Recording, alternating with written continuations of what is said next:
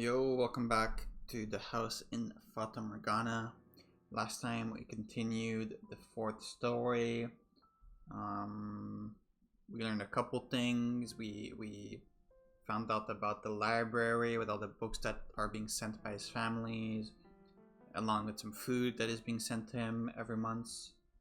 By him, I mean Michelle, by the way. Also, we found out that the white hair girl's name is Giselle, and it made the connection obviously with the scene we saw when we touched the mirror, which seems to be an alternate retelling of events compared to what we're seeing here. And there was more spooky red text in the text log. And we found out about Michelle's curse as well. Apparently, anything he touches dies. So Giselle has to be careful to not touch him. And for that reason, Michelle made like a necklace with a bell on it, so you could hear her and not run into her by accident. I think that's everything. Oh yeah, and we still have not seen what Giselle looks like, which is extremely suspicious. And there's been a bunch of weird glitch effects, like the one you just saw. Okay, yeah, that's something new. Oh yeah, also, I have my, my washing machine running in the background. I usually don't have it on when I'm recording. I'm not sure if you guys can hear it or not. I don't think so. But if you can, then sorry, but deal with it. That day, when I first saw Giselle, I was wary of her, apprehensive. I didn't want her anywhere near me. But as my thoughts about her faded, another fucking spooky glitch effect, I began feeling something very different. As though the lump in my heart had been melted away. I began to yearn for her to be on my side. Am I gonna get jump scared? Knowing full well it couldn't possibly last. Knowing full well how foolish it was. I found myself captivated by her. I found myself wishing. We already read this last time. To have her stay with me. Wait. Do you see that?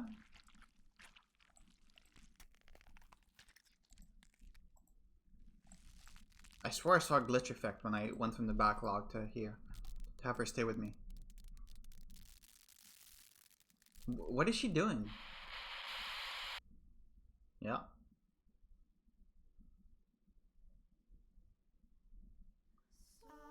Okay. Again, I ended the episode at the worst possible time. I could have kept going for 10 more lines.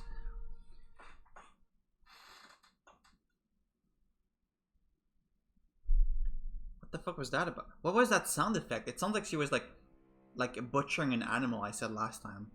Or something.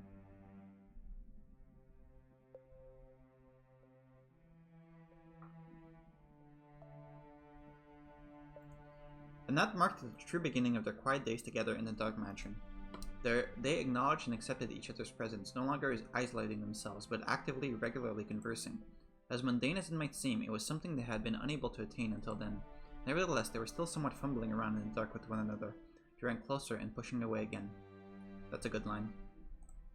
Michel, in his own ungraceful way, was beginning to open himself up to the things he said. And the white-haired girl was beginning to smile with greater frequency. Why aren't you calling her Giselle? They had taken to dining together, and her wish of learning to read was being granted. He taught her in the feeble light of a candle placed upon a table, the two sitting across from one another. Kinda risky. Though Michel seemed to be well educated, he had not been instructed in the art of teaching, so he found the process quite grueling. But to the white-haired girl, the longer it took the better. Her primary objective was, after all, to spend time with him. The days passed, and eventually she reached the point where her comprehension was adequate enough without assistance. Her next request, then, was for them to read through a book together. Have you read every book in the library? No, I stopped looking at them after a while. Most everything I'm sent is dull, uninformative dreck. The Diary of a Lord, foolish make-believe tales. You're not fond of fiction, I take it? What value is there in the lies and fantasies of another? True! Stories can be invigorating. Tales of adventure can take you places you can never go. Legends of heroes, folklore, stories of otherworldly phenomena. They can be terrifying and they can be exhilarating. They may not be real, but they give you a little glimpse into the author's heart. Let you feel like you're seeing the same thing they saw. You are a very empathetic girl. Fiction inspires nothing of the sort in me. However, perhaps long ago it may have been able to, but I can no longer remember what it feels like. I'm sure it'll come back to you. You're not an empty man. 1 second. Sorry, I'm making you uncomfortable again. How about we read this book today? It's called The House in Fata Morgana. It appears to be a collection of legends. If you haven't read this one yet, that's good to hear. It'll be more enjoyable if it's a new experience for the both of us. It looks like it's a record of local legends. The book is divided into several sections, but it appears to be mostly superstitions. I am curious what kind of stories this area has. The two of them were looking down at the simple, undecorated volume. As the white-haired girl had said, it seemed to be a collection of local legends passed down generation to generation. Are we gonna hear the story of the girl in the tower, the princess? They sat across from one another at the table, her turning the pages, and Michelle simply watching so as to not brush against her. Eventually, her eyes were drawn to a particular word on one of the pages, bringing her hands to a stop. The witch. The chapter detailed the story of the witch, or more precisely, said a witch's curse. The story went something like this. There once was a witch, skilled in the dark arts. She lived a meager but peaceful life alongside the other villagers. But then, a long drought struck the village, which the people blamed on the witch. The witch was sentenced to death, and as the fire blazed around her, smoke rose high into the air. The smoke soon became rain clouds, blessing the village with an end to the drought. The crops were revitalized, and the villagers fancied themselves heroes. However, the rain also brought madness upon the people. The earth below them was lush and fertile. The villagers were losing their minds, and they eventually began to take each other's lives. The witch still lived on in the form of a curse.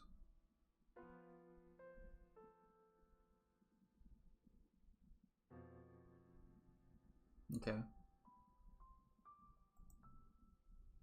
I'm trying in my head to like explain this without supernatural stuff. Like, did they just have like CO2 poisoning that made them go crazy from the fire? Or I don't know. Many fell victim to the witch's curse. This fits with what the witch said earlier in the red text about her blood, like letting them live or something.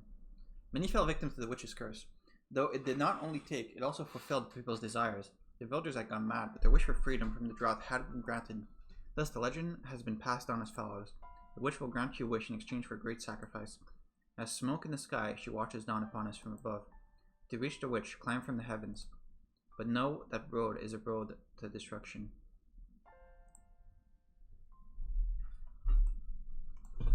People still believe the witch's legend even now, I suppose, and that's why I face accusations of being a witch.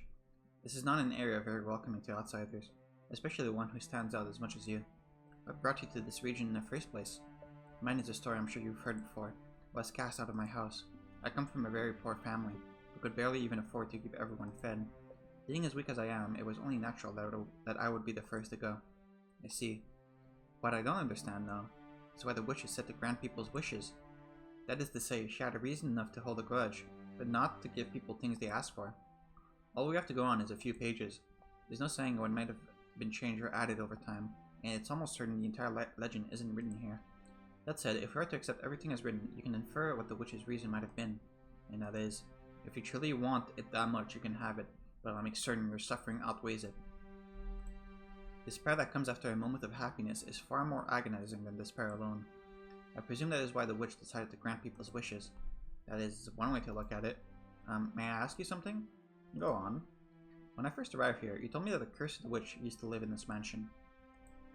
After reading this legend, I'm not finding it hard to believe you made that up simply to scare me away.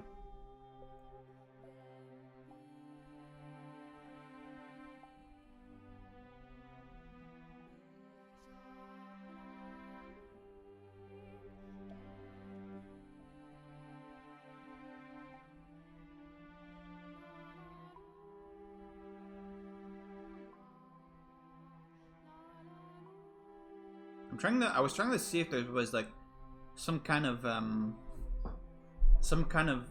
connection between the words that are being censored, but like believe, witch's curse. I don't remember what this was.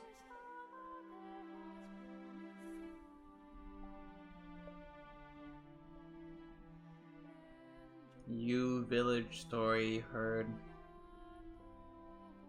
Yeah, I don't know. I appropriated the tale, nothing more. It is said the witch was born in this house.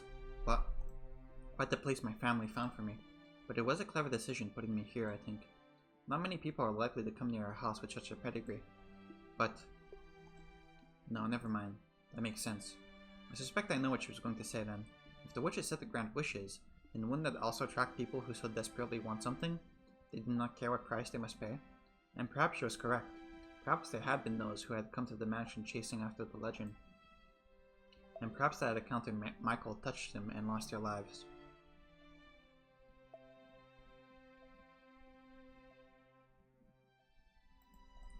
On that day, in the garden, he had said, "Many things are buried here." Perhaps that included such visitors. I wonder if that story might be more than mere superstition. If the Witch of Legend really did exist, what would he do? It might be nice to talk to her, maybe. That's all, really? I feel a little bad for her, though. The only people who ever visit her are there to ask her something, after all. The dog barking. I can only imagine just how lonely that must be. I swear, I cannot comprehend the way your mind works. Sorry. Although, if we assume the legend is true, I have an idea what climb for the heavens might mean. Well, the mansion has an observation tower. Or I suppose what used to be an observation tower. At any rate, it is quite a tall structure. This is the house where the witch was supposedly born. The tower reaching for the heavens seems like the perfect place to find her, if she really is here. Oh yes, I remember seeing a rather tall structure as I first approached the mansion. Would you like to see it? Of course. Please, lead the way. The two of them left the library and made their way to the room with the stained glass window. At the far end of that room were the stairs to the observation tower. Was this tower here in the previous stories? The tale of the witch had piqued the white-haired girl's interest, inspiring her to put herself forward to satisfy that curiosity.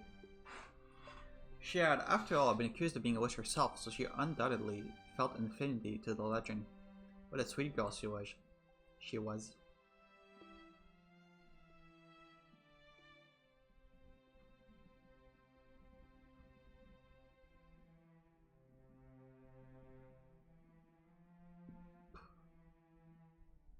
When Michelle in the lead, the two climbed a long spiral staircase.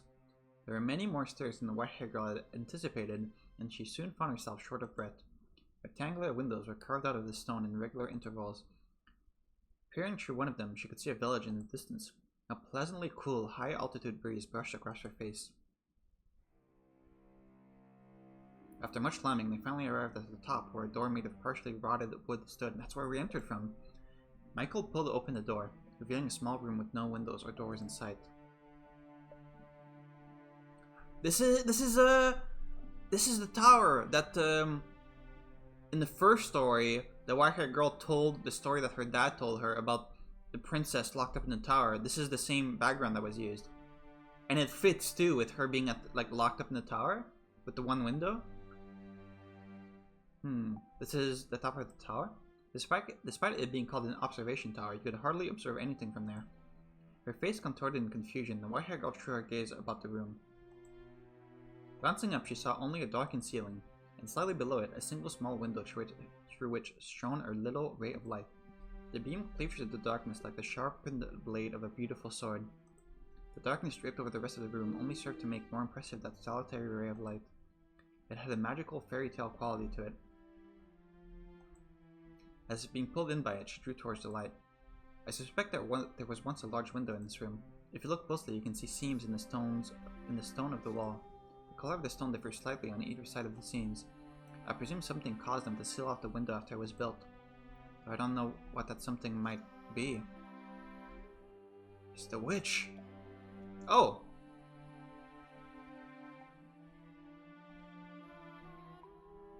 Why was her sprite hidden?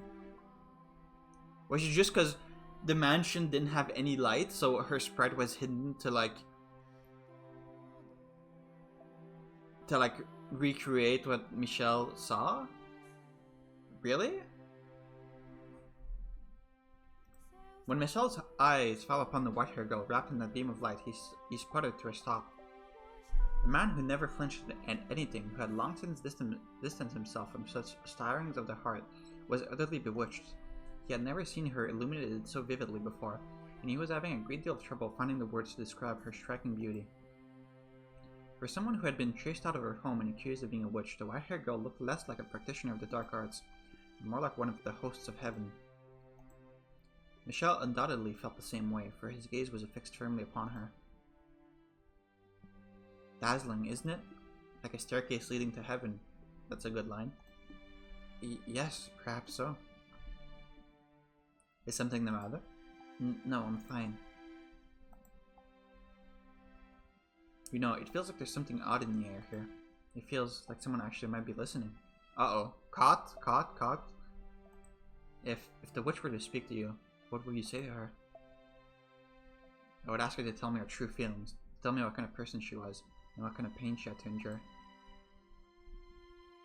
I just want to know what she felt, this woman people branded as a witch. The legend is written from a neutral perspective. It's possible she was a fearsome witch. It's also possible she wasn't. I get the feeling she was just persecuted, like me and you. Unlike you, I truly am impure. Disagree all you want, but my touch kills. I'm strange, incomprehensible, irrational creature. Maybe I'm not even a living being, and that's why when I touch something that is, I bring them death. If only I actually were a witch, if only I actually had some kind of extraordinary power, regardless of whether it came from God or the devil, then I would be able to grant people's wishes. My wish need not be granted. But it's what I want to. I wish to be able to touch you. I would be perfectly content with nothing changing, with us never being able to touch one another. I would be more than happy with that. But I'm allowed to dream, aren't I? It doesn't have to be in this life. I pray the day will come that we can get closer, even if it has to happen in another life. Happiness is very much a stranger to me, but am I allowed to dream too? You are. I will never touch you, I swear it, but I would like to dream about it. I would like to imagine placing my hand upon your cheek. You can. Reach your hand out for me. Careful. Careful, Jesus. I'll imagine it too. I'm imagining your finger running through my hair. Okay, this isn't actually happening. Brushing up against my skin. I can feel your warmth. There was a wall between them, a wall they could not cross. For if they did, it would mean the white-haired girl's death. No matter how much they yearned for it, they could not touch one another. So they did so within the confines of their imagination, envisioning it in as much detail as they could manage. It was sad but sweet, that moment of pristine, untainted beauty. The two of them emanated serenity. As fitting as the word cursed might have been to the mansion as a whole, at the top of the observation tower, a pure bond was being shared. A fleeting moment between a young man with a cursed touch and a kind-hearted, beautiful girl. The dream did not last long, no, for God is quite cruel. They simply wanted to be together, that was all. Their wish was hardly unreasonable, only a quiet, peaceful life together. But misfortune was creeping ever nearer, its footsteps growing more and more pronounced. What's gonna happen?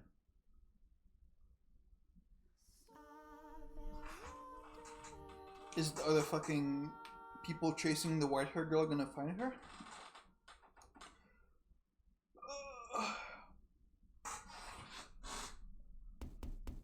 Uh-oh.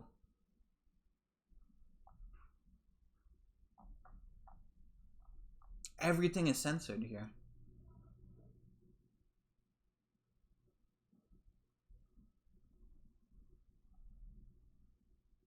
Wait, what? This wasn't here. Question mark says ... and then says curse them, slaughter them, revile them, inflict eternal suffering on all their souls. Take revenge on the fools who laughed as we agonized. Dude, I feel like I definitely missed some of this. Because I was just looking for red text earlier. I didn't realize like there could be extra text that wasn't in red. Oh wait. Okay, wait. Let's read the question mark text from the beginning. Hang on. Okay, wait.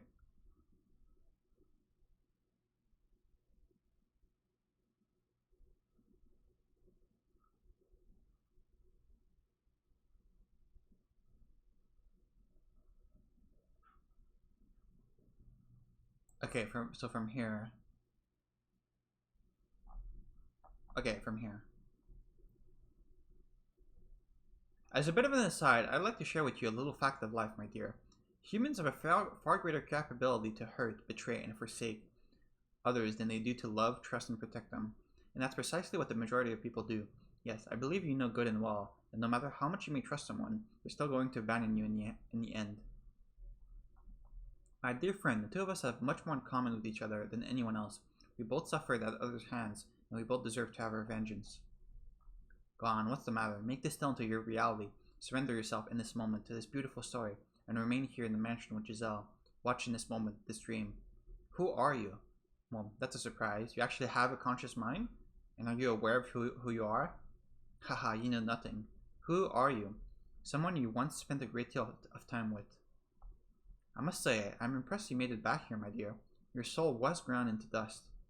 It will all come back to you eventually, and I'll be there with you again, my dear, whispering it into your ear for centuries to come, and this time I will not fail. I'll mold your soul into the same shape as mine. Haha, what a wonderful little show these puppets are putting on for us, wouldn't you say? Giselle? Giselle? Indeed, that is Giselle. The white-haired girl standing there is Giselle. We once read a book together. It was by the fireplace. If you did not, those memories are false. Books belong in the library. Why would they be by the fireplace? Curse them, slaughter them, revile them, inflict eternal suffering on all their souls. Take revenge on the fools who laughed as we agonize. Okay, this is kind of hard to read because there's two people talking to each other, but we can't tell who is who because they're both labeled as question mark, question mark, question mark.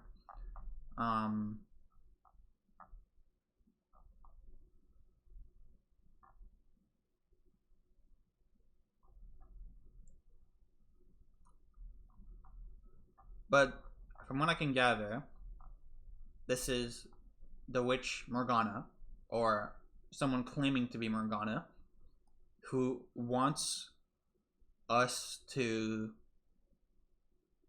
become like her and to like curse humans or something, because we also got betrayed by humans and got fucking crucified or something. We once read a book together, but it was by the fireplace.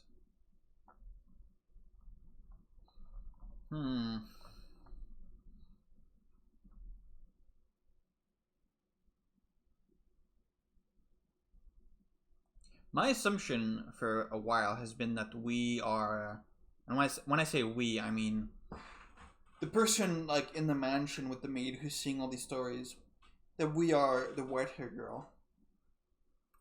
That could still be the case, but it seems like less so now.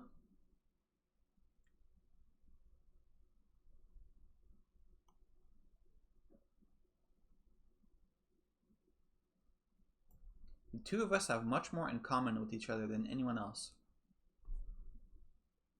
I mean, if Morgana, like if the witch Morgana is going to be anyone, obviously I'm going to assume it's the maid, right? Because I don't know who else it could be.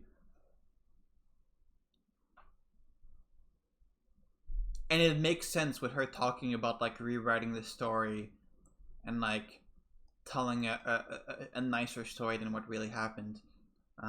That makes sense because she's already like kind of lied in the previous story already when she's been telling it to us.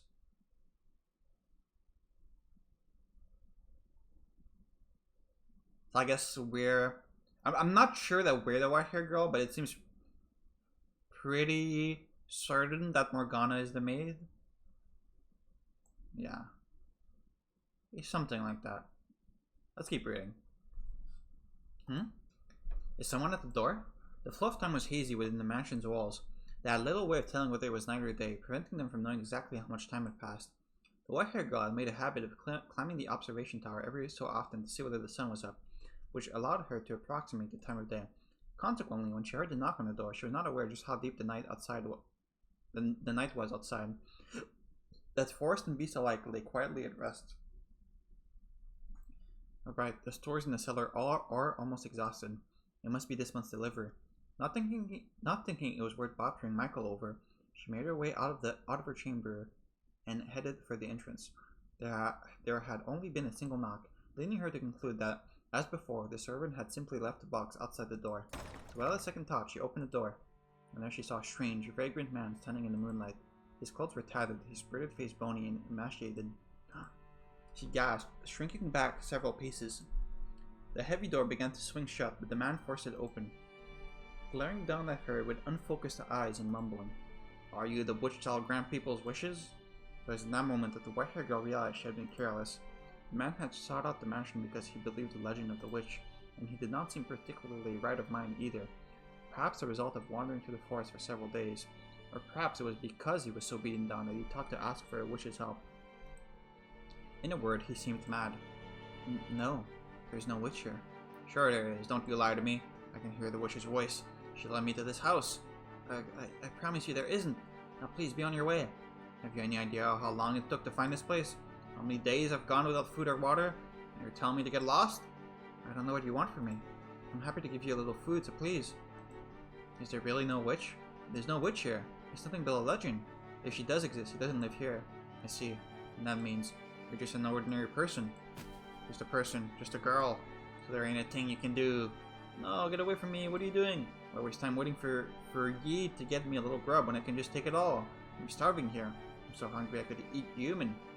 "You're about to commit a grievous sin. Are you not ashamed to act in defiance of God?" "God? If I believed in God, would I come begging to a witch? I don't fear him, and I sure as hell don't fear people. Who's gonna show up at a house in the middle of nowhere? Who's gonna call me out? Who's gonna stop me? No one. That's who. The spelling of who is kind of tripping me. No one's gonna stop me, and no one's gonna offer me salvation." "There's a tot. You're a woman, so far. Kill you? What are you doing?" "What? There are other people here." The white-haired girl lay pinned on the floor beneath the yelling bandit, pleading for help with her ruby eyes. As soon as Michael grasped the situation, he tossed his candlestick aside and leapt for the man. The candlestick gave a sharp clang when it hit the floor. The impact extinguished the flame, bringing the mansion to near-perfect darkness. Something glinted in the bandit's hand, and then, without hesitation, he thrust it on Michelle. "Erg. Michelle!" How stupid must you be to come at me unarmed?" In his hand, the man held a knife, its tip dripping with Michelle's blood. Red spilled from the gash in his arm, the flow growing heavier with each passing moment. "You're the only other person here by the looks of it, eh? Perfect, I'll take you both out." "You... what? You don't appear to know whose house you tried to break into. What are you on about?" "Omae wa mo shindeiru. Regret your ignorance to your very last breath. You're messed up in the head, you madman. Hey, stay the hell back. Take one more step and..."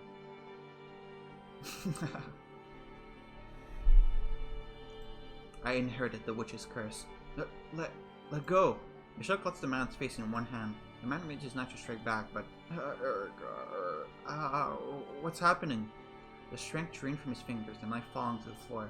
The man writhed in Michael's grip. Me face! God, I can't breathe. Leave this place immediately, though you won't get far afflicted with my curse."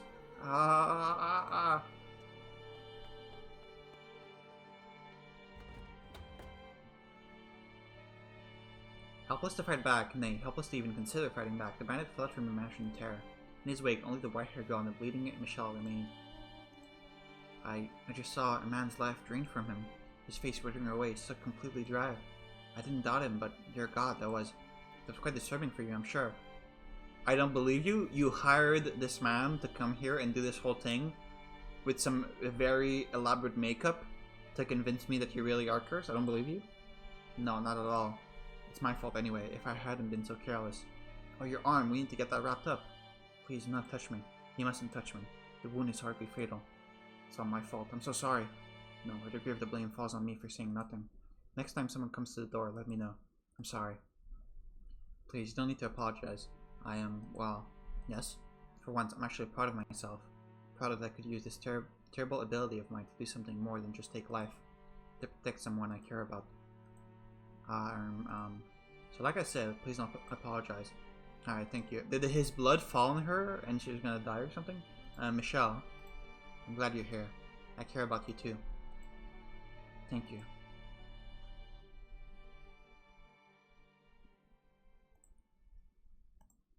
Had the flame of Michelle's candle not gone out when he threw it to the floor, he would have seen a heartfelt smile on the white-haired girl's face, and she would have seen a flush of red and an awkward smile on Michelle's normally blank face. He also might have seen a little glimmer of her cheek, where a few drops of his blood had landed. No, it's what I said. She's gonna die. But alas, they had no light.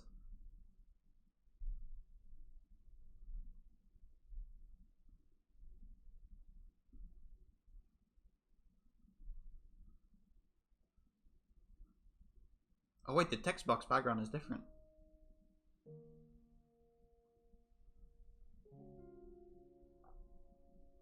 Any bonus text?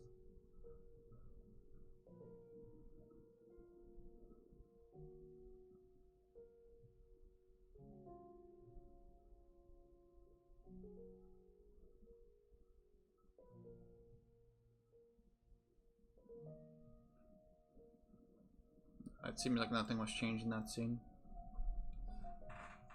The collapse of their happiness came slowly, gradually. Perhaps it was because she had touched his blood instead of his skin, but the deterioration of the white-haired girl's health crept along at a relaxed pace.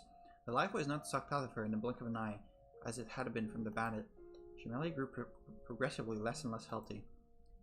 Amidst her physical decay, she was bestowed with one blessing. Her beauty remained untouched. But as far as blessings went, surely there were others she could have been granted. Could God have not picked something a little better for her? By the time the two of them realized what was happening, it was already too late. The white-haired girl had grown so weak she could hardly leave her bed. Yes? Oh, you're there. I am. Thank goodness. I can't see very well anymore. How could this happen? I thought I had saved you, but no, I did the exact opposite. Please, don't talk that way. You did save me that day. But you're on the cusp of death now, and it's my fault, because of this curse I bear. How could this happen? Why did this have to happen? What am I? What was I given this body? Michelle, can I, ask you a favor? Go ahead. Stay with me, please, as much as you can, until the very end.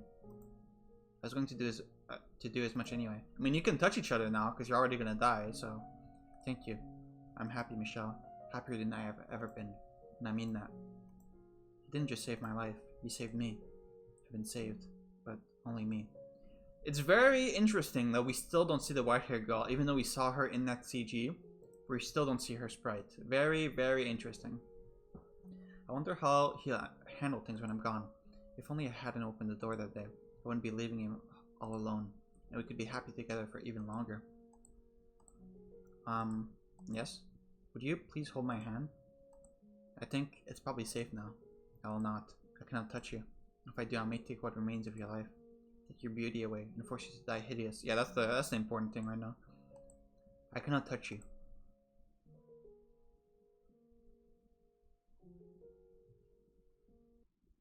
Oh.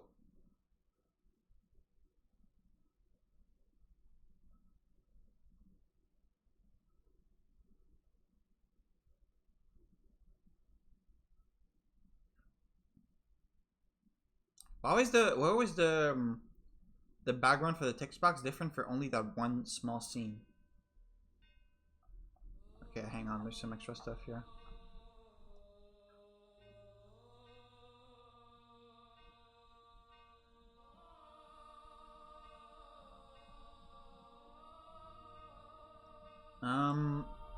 Dark, it's dark. How long has it been dark here? How long have I been in the darkness? It's so cold here, freezing. Where could she have gone? Where could she, Giselle, yes. Her smile shines so bright it can cast away the darkness. I must take her hand. She's been calling for me for so long. Take her hand, but I'm cursed. That would kill her. No, this is all a lie.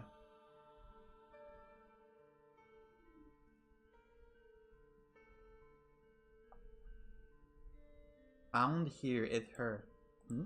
On his way back from the washroom several days later, Michelle heard muffled voices. Got it? Am good. He was having trouble making out what they were saying, but he could tell it was several men, and they were outside the front door. The fact that you could hear them at all through the heavy door meant they were probably shouting quite loudly. So the homeless guy went back to the village and told them about the witch living here. An indescribable sense of uneasiness came over him, dread.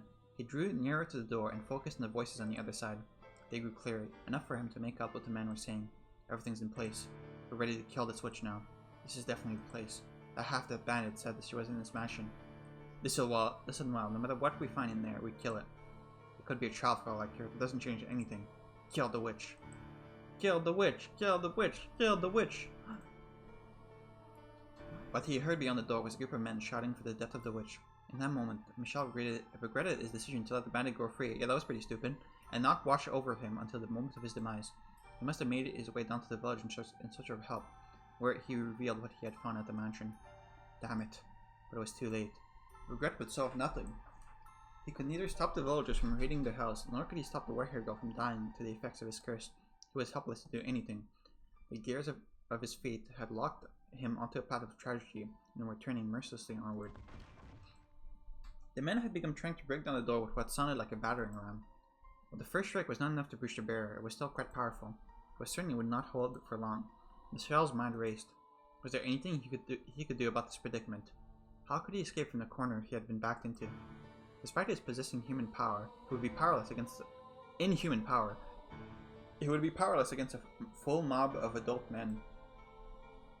The villagers almost certainly came armed as well. Michel. A weak voice came from behind him.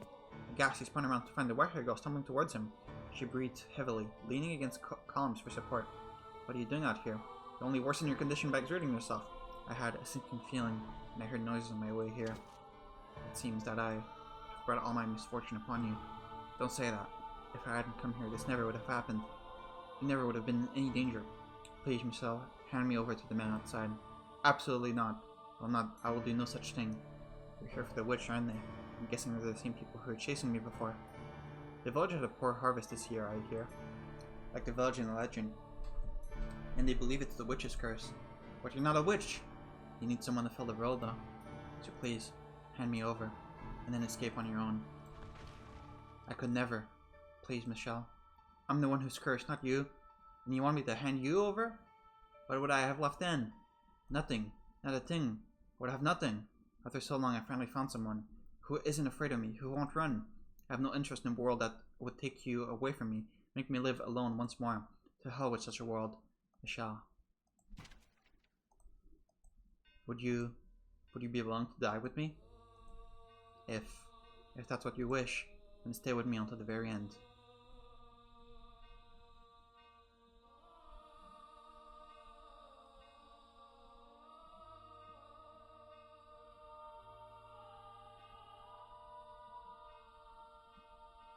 Nothing different.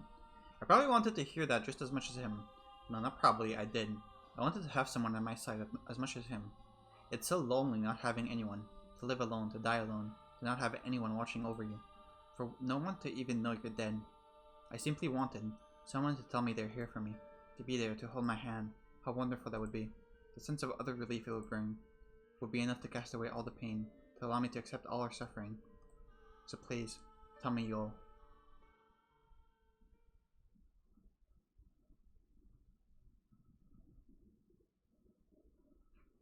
Michel and the white-haired girl chose to spend their final moments at the top of the observation tower. They could hear the crash of the battering ram against the door, the shouts of the men, and their stomping feet. But despite all that, the ray of light shining through the little window was as beautiful as always. The room's air of serenity remained unimpeached. After the long climb to the top, the white-haired girl was terribly out of breath.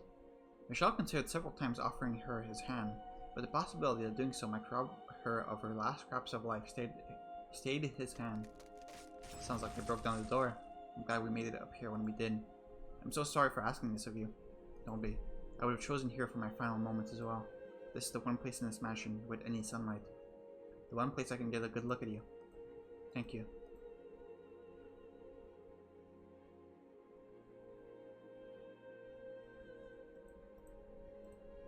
Why are they being so fucking coy with her appearance? I'm truly glad that I was able to end up here. That I was able to meet you.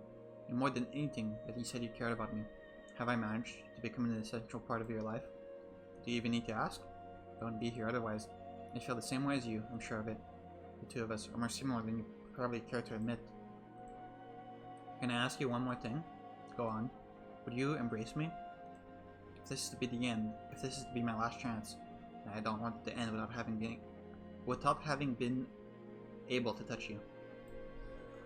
Please don't refuse this, Michel. Just do it, please. I won't keep you...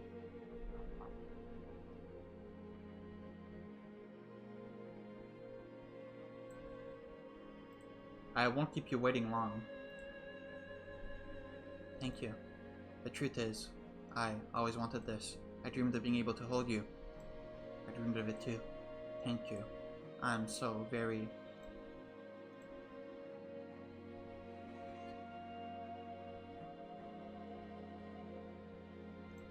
She's still so beautiful. What a cruel joke. Could you not have given us some other miracle? One that would allow us both to survive? Where are you? Where'd you get off to? I can't find her, damn it. Hey, there's some stairs over here. They lead up. Beneath the single ray of light, the white-haired girl lay completely still. Not even a frail sigh escaped her closed lips. She remained as gorgeous as ever.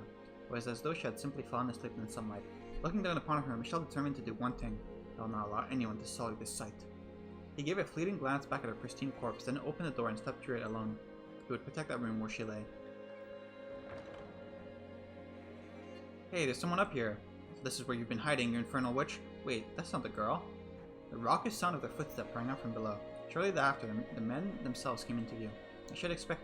As he had expected, they were heavily harmed. He glowered at the men. They then sucked in a deep breath and shouted at the top of his lungs, I am the witch you seek. I have inherited her curse, and it is I who bring calamity upon you. This is interesting, because in the alternate version of the story we saw when we touched the mirror, Michelle himself claimed to be the witch. And I don't think he did that this time at the beginning, but now he's doing it now. You hear that? But he's a man or woman, it doesn't matter. Death to anyone who has ties to the witch. Cleanse this earth of all impurity. Kill him, kill him, kill him! Michelle did not flinch at the sight of the men. He stood unyielding between them and the door. He did not flinch when they raised their weapon against him, nor when it pierced his body.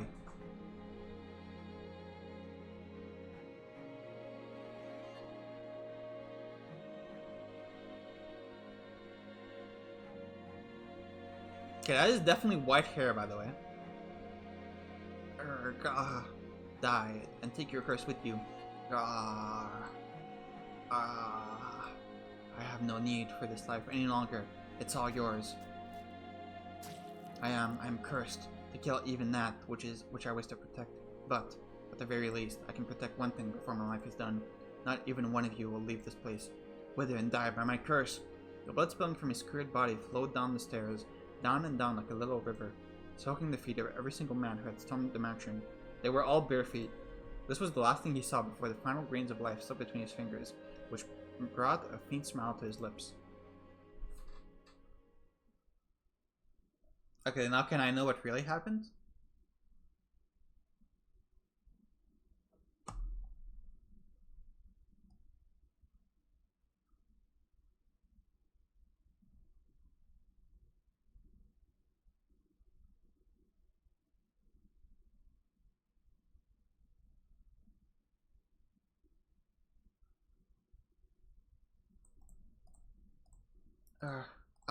Neither of them had expected what happened next, though, for God had the most twisted sense of humor. Why had God not miraculously passed away without being robbed of her beauty?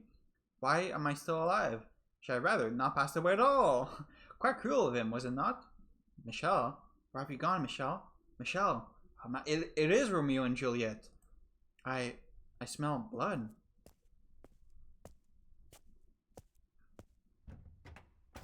She's actually immune to his curse. And the only reason she was ill was unrelated. She just like got a cold. For had he allowed her to die, she would not have been made to witness the scene that awaited her. No, no. And I'm sure you know just what it was she laid eyes upon in that moment. The ravaged corpse of her beloved, the torrent of blood streaming down the spiral staircase, and the sickening stench it raised. No, why? And his was not the only body. The villagers who had assaulted the mansion had been subjected to his curse. The life drained from their withered shells. Why did this? Michelle, why? Why am I the only one still alive? That is a question I cannot answer either. Perhaps his curse did not affect those he loved. As terribly cruel as that might be, he hated his mom. I cannot say. You said we would go together. A world without you has no meaning. Had she actually expended her life there in the room at the top of the tower, perhaps this tale could have had a happy ending. She would at least have been able to have the man she loved at her side until her very last moment upon this earth. that was not what had transpired. She had survived, been left utterly alone. I felt a profound pity for the miserable girl, so I called out to her. Would you like to see him once more? What? I have the power to help you meet him again. Who's there? Where are you? You know what they call this mansion. So who do you suppose remains on these grounds? No way. You're from the legend. You actually exist. Now, I ask you a simple question.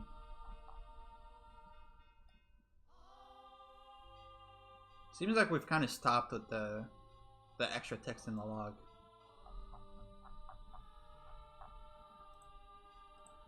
Would you like to see him again?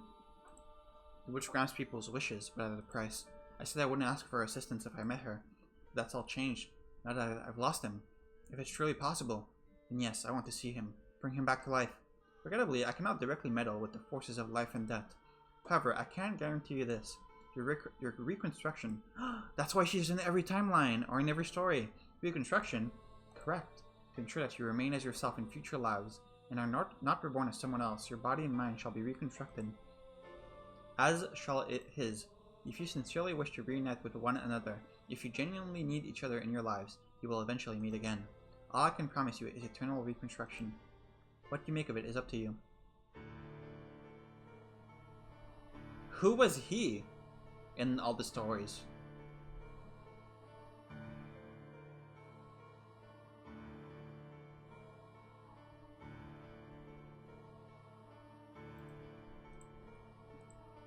You want to see him again, don't you? You want to hear his voice again, don't you? You want to feel his hand on your cheek once more, don't you? If that's what you want, then you must remain who you are. If you are simply reborn, that wouldn't be you. So there wouldn't be any point, would there? Me as I am, and he as he is. Make up your mind quickly. I will not wait long. I want to see him again. Ha ha ha. As you wish, sweet little girl. I shall grant you both eternal reconstruction, and pray with all my heart that you can attain true happiness. Shortly thereafter, the white-haired girl took her own life.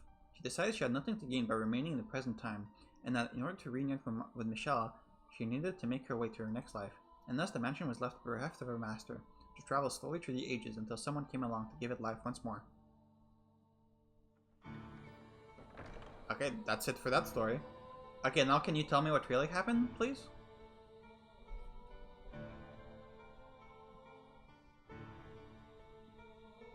But an unfathomable amount of time has passed, and the two are still yet to reunite. Have they, Master? You know now who you are, do you not? You remember everything now, do you not? You are present in every single era, the reason for which is as I described in the previous tale, because you yearn to be reunited with someone, but that person never showed up in any era. And poor sweet you, having no memory of any of that, lived those lives with other men. Is there any surprise that misfortune befell those eras? And okay, so we are, yeah, like I said, we are the white-haired girl. The door swung closed, but rather than outside, you and the maid were inside the dull monochrome room at the top of the observation tower.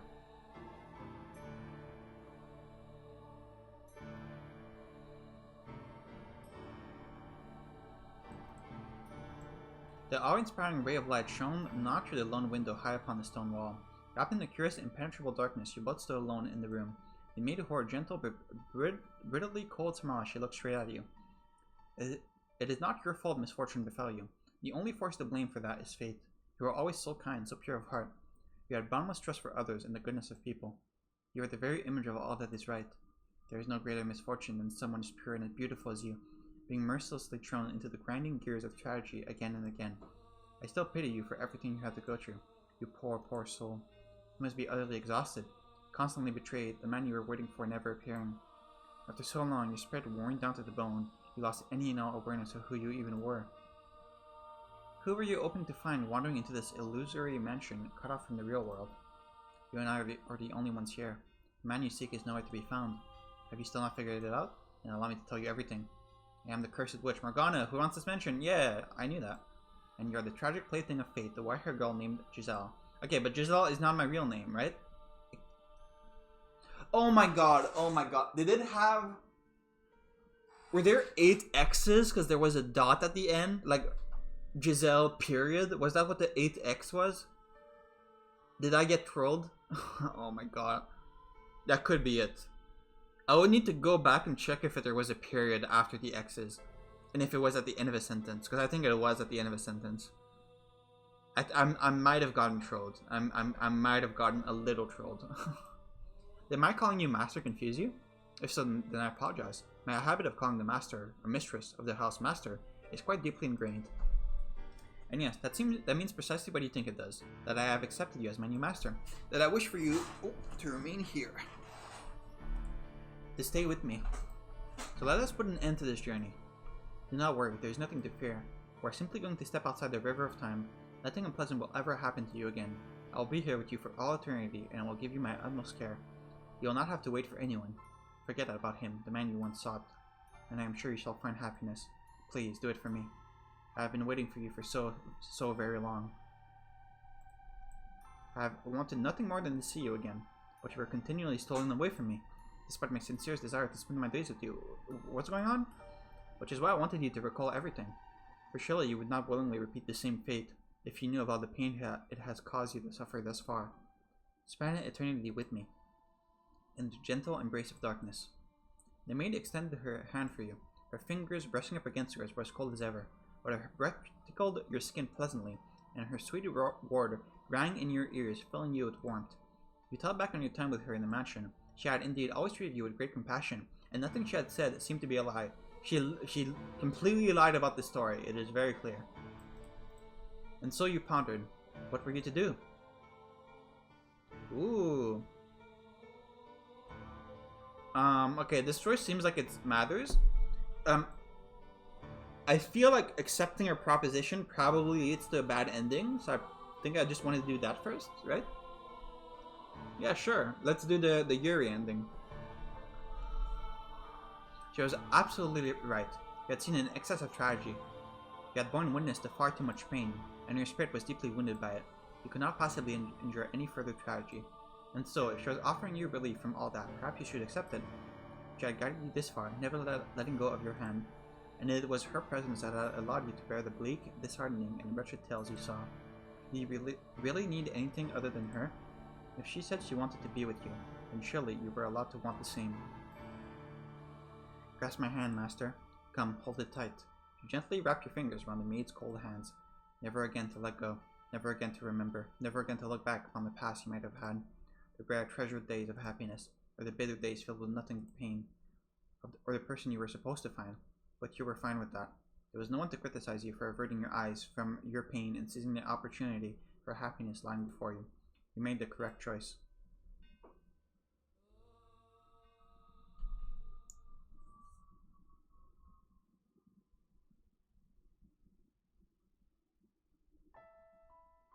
Master. We're back at the start of the game? Oh, wait. Sorry. I thought we were back at the start of the game, so I just started skipping. Wait, I'm sorry. I'm sorry. Okay, wait, let's go back. Okay, yeah. Master. Oh, thank goodness you have awoken. I was getting worried there for a moment. What kind of herbal tea would you like to start your day with? You have some wonderful chamomile leaves if you would like, or perhaps your tastes have changed since we last met. Tell me, master. Hey, I beg your pardon. I allow myself to get too excited, but we get to be together forever after all. Free of the flow of time, nothing to endanger us or our lives. Just peace and serenity for the two of us. I will serve you forever and ever. Does that not sound wonderful, master?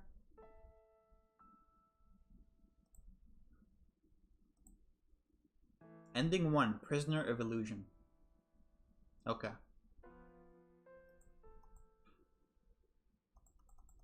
Okay, I assume rejecting her also leads to a bad ending, right? And we need to do the third option to continue. No! Fuck you! You could not accept the maid's offer. If what she said was true, you could not give up on your search. You had spent years and years waiting to reunite with someone. Your previous attempts may have been rife with mistakes, but you could not stop trying. Come, master, spend an eternity with me in the mansion. We will have the most wonderful time together. The sweet tone of her voice, her cold fingers, her icy smile. These were all terrifying now. You had to escape, had to break out of this darkness, make it outside. Master, what is the... You brushed the maid's hand aside. As her eyes widened, aghast, you fled from the observation tower. Down and down the spiral staircase you went, The not a whisper of a footstep could be heard in the stone tower. The stairs seemed to go on forever, down and down and down and down. At long last you are at the bottom, dashing from the next room without a passing glance at the angel in the stained glass window.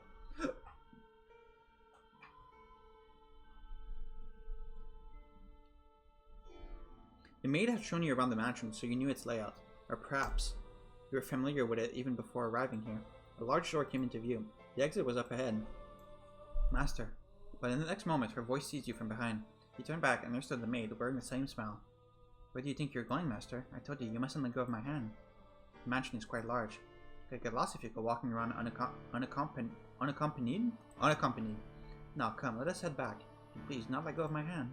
With the same smile she always wore, the exact same, but right now, it seemed inexplicably ghoulish.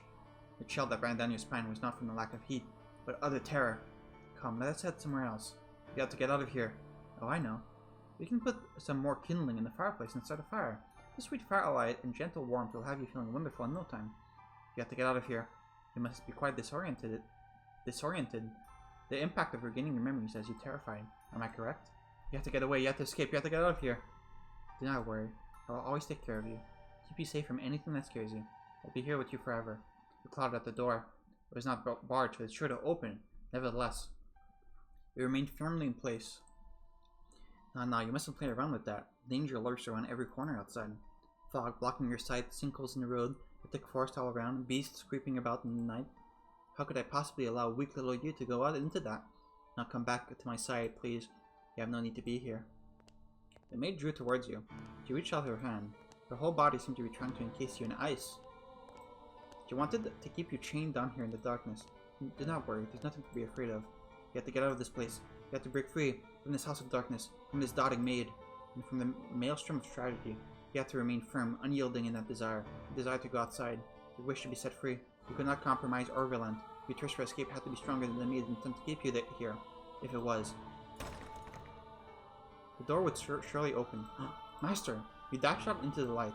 There was nothing blocking your escape outside. No fog, no forest, no sinkholes, and no beast in sight.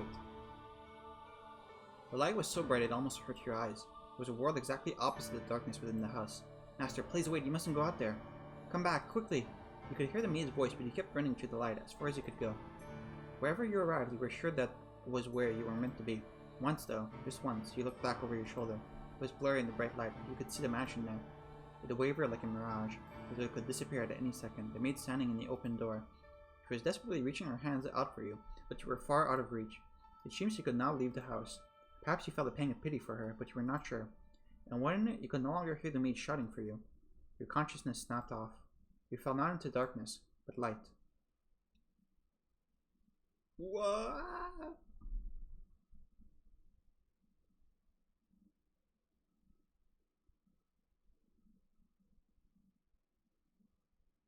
We're in the modern day? Is this Paris? Huh? What was I doing again? Oh, that's right. I was on my way to school. Nah, what was I doing dozing off in the middle of the road? I'm not sure. School in the middle of Paris? Like, in downtown Paris? I feel kind of in a daze. Like I just woke up from a terrible nightmare. In the middle of the day? In the middle of the road? Nothing like that's ever happened before. Has it? Something doesn't add up. I can't remember what I was doing. It's like there's a big gap in my memory. What was I doing? Who was I looking for? Need to stay focused. I have to get going or I'll be late.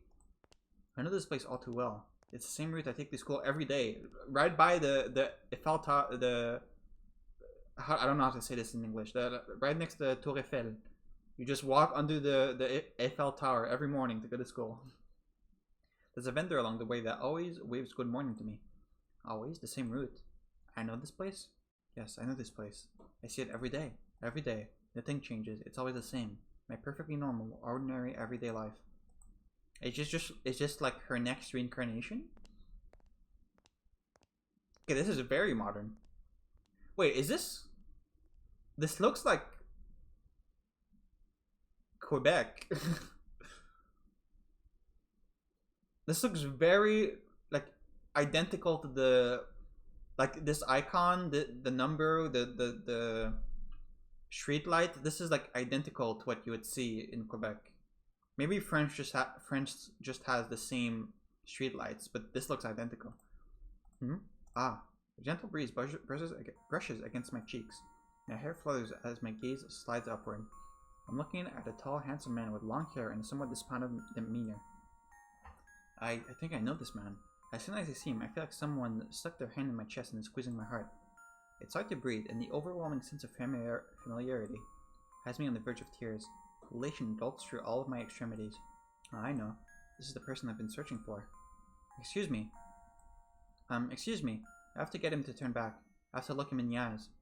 I have to talk to him. We have to be reunited. I don't know his name, and he probably doesn't know mine, but still. This is fate, so... Back to the mansion. What? I must go back to the mansion. Hold on, there's something I need to tell you. How could I have made that mistake? It was the worst possible decision. I have to make things right. I have to take her hand. I have to make her smile for me. If I can't do that, what am I even alive for? What did I even return from the everlasting darkness for? Nothing. Absolutely nothing. What are you talking about? This time I'll do it. Can you hear me? Why won't he look me in the eyes? If it's not possible in this life. Stop, please listen to me. Why does he keep moving forward? And then I'll just have to place my hope in the next one.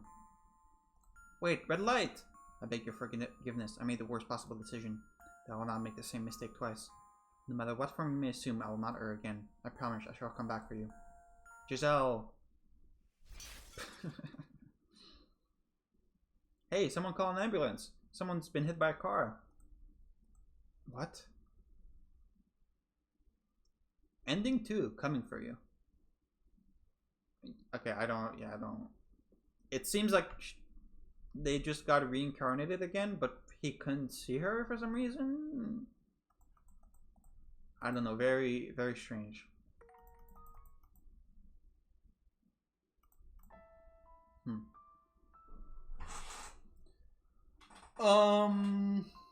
Yeah, okay, well, the identity of the main character and of the witch Morgana, were both pretty much as I expected, so that wasn't too surprising. I feel like we're actually pretty close to the end of the game, right? We might end the game next time. I'm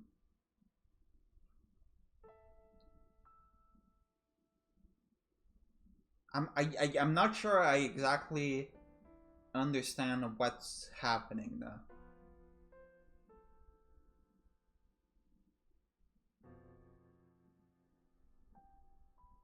Like why was Michelle not in any of the stories with the white-haired girl? Why was he in France or in Quebec at the end? Why did he ignore her or didn't see her and get hit by a car? Not sure what was going on there. In the other ending too, I don't know why Morgana just is obsessed with the white-haired girl and just like wants to live with her forever. Maybe she's just in love. I don't know. It seemed to be more to it than that, because in the red text you saw during the story, during the fourth story, she talked about like, oh, I'm gonna make you like me, I'm gonna make you hate them, or something like that. So I'm not sure exactly. Obviously, a lot of what happened in the fourth story was like bullshit, like it didn't really happen in the way we saw. I guess I should rank the fourth story too, because I said I would rank all the stories after I finish reading them. But it's kind of hard for me to rank the fourth story right now, because I feel like I'm still missing a lot of information. Like I still don't have the full picture. I feel. So it's hard for me to rank it really.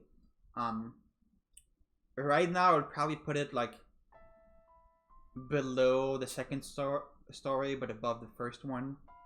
So from best to worst right now would be 2, 4, 1, 3 probably.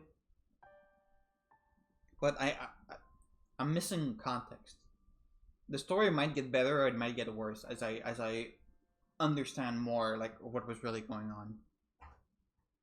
Which I guess we'll find out next time. It might be the end actually, because I feel like we're kind of closing in on a conclusion.